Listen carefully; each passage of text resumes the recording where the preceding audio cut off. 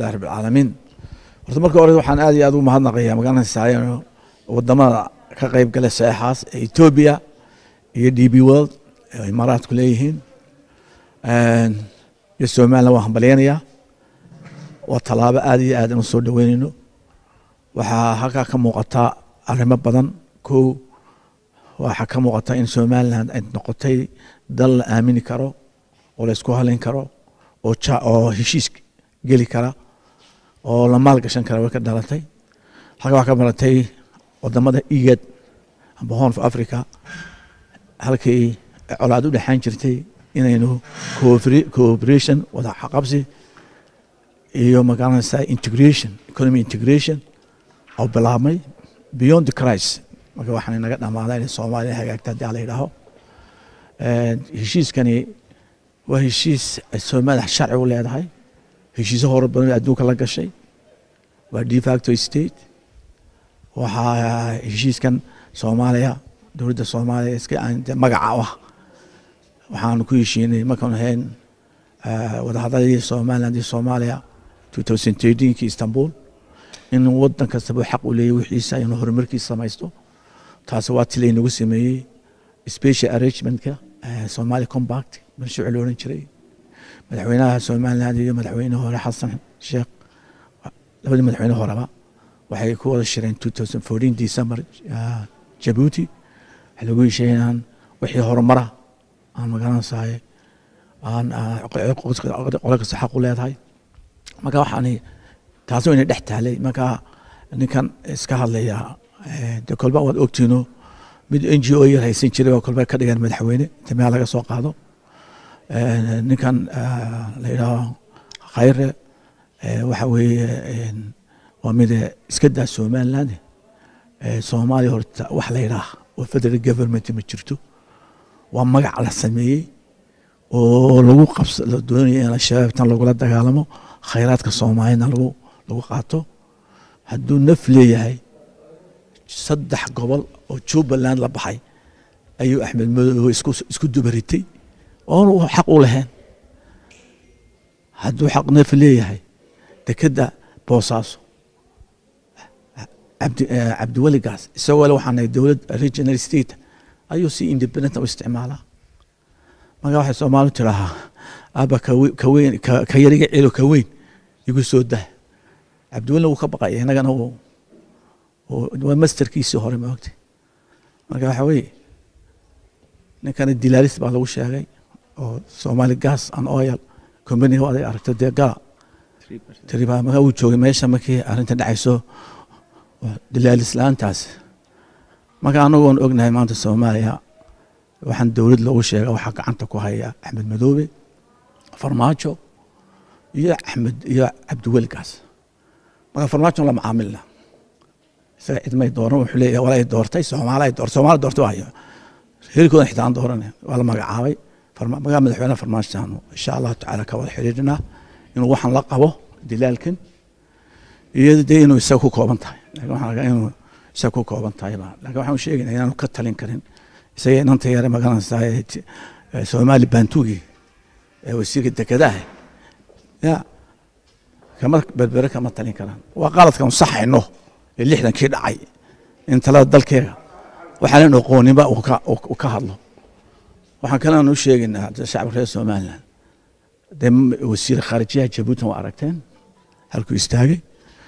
marka hadaba ragii dadkii kala saar waayay gacalka iyo qaranka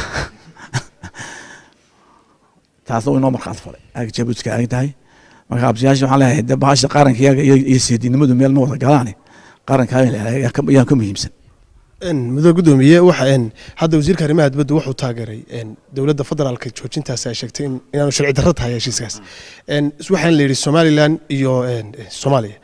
wada hadallada Djibouti bay ku kulmayaan yani caqabad ku noqon karin dhax sida uga noqon karta wada hadallada Somaliland iyo waa tan ogaanay waxaan la kulmi lahaa Farmaajo madaxweynaha ya dadkii wax xukumi jiray ma ogtahay anoo ninkan awsla hadiisa ku qaadan meena awska iibin jiray kuwa waan isaga eegina hadii la yiraahdo inuu waxaan la qabiyeen kalo markaas aan talaba qaadina inaan kaba qayb galno dee jabuutina waxaan weydiinaa ina qoladii daafacaysay lahaa faysal dheemaal buu qaatay kaayaga baasboor qaatay maantay kala caddaatay ma ogtahay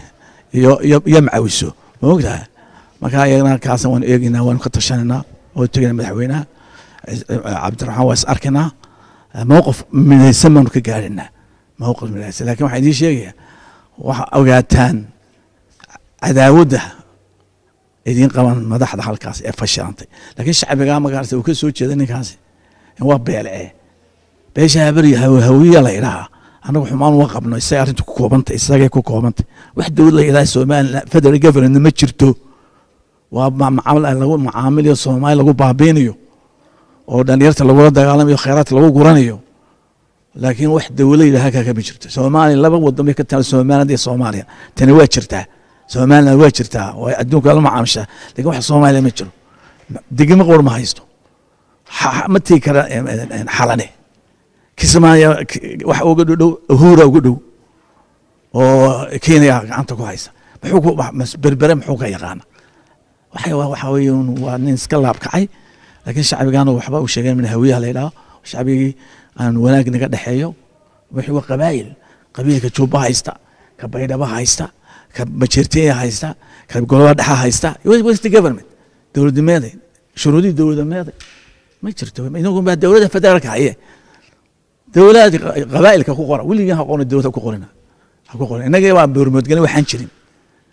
markaa waynu insha allahu tacaala waynu arrinteen waa dhammaysanaynaa laakiin keena xun